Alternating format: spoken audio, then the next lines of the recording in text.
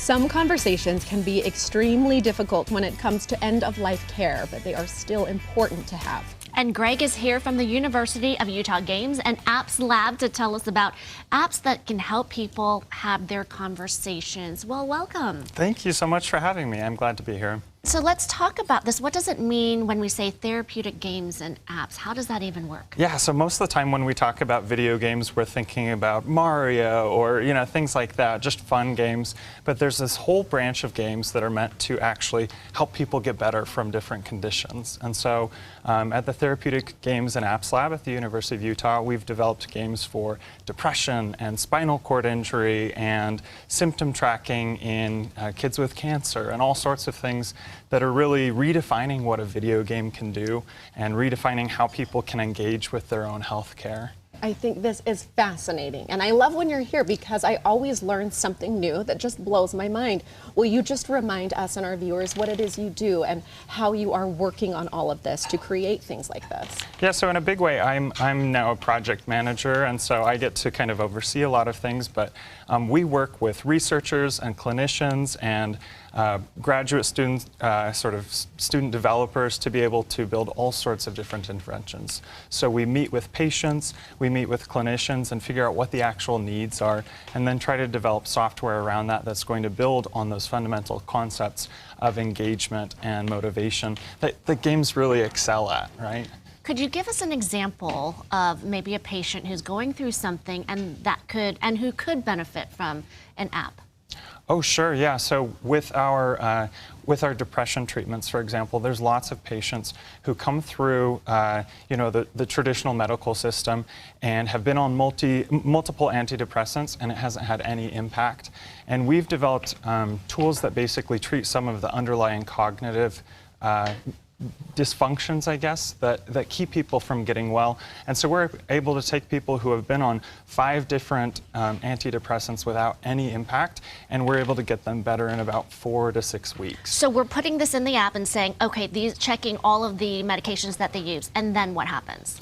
Oh, yeah, so it's even more than that. A lot of times when we think about medicine, we think about just pills that you take, right? But that's one version of what it means to be a whole human being and to be really well as a human being. And so we're targeting other areas. We're targeting ability to communicate. We're targeting ability to plan things out and remember to take medications later on.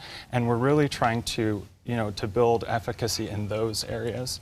And so that's where kind of this coaching tool around family caregivers comes into play. It can be so difficult for people to have conversations about, whether or not they want to be resuscitated if there's a critical condition inside of a long-term care setting, or who they want at the bedside, what types of visitors they might want, and those aren't really comfortable conversations to have a lot of times. There's never a right moment to have those difficult conversations. And so the tool we've developed, it's called Me and My Wishes, but it's basically a way of starting those conversations. It's educational content around end-of-life care. It's goal setting for caregivers to actually be able to set a time and place and topic for some of those difficult conversations. And then more than that, it's about empowering caregivers to take on advocacy for the people in the long-term care settings. And so really thinking about their needs, thinking about their own bodily autonomy. And they may be older or disabled, but that doesn't mean that they don't have preferences about how they want their life to be, even in those long-term care settings. And it can be so overwhelming to be a caretaker. There's so much to think about and plan for. Yeah, so this definitely. is something where they can go to not only keep learning, but also keep everything organized. Yeah, definitely.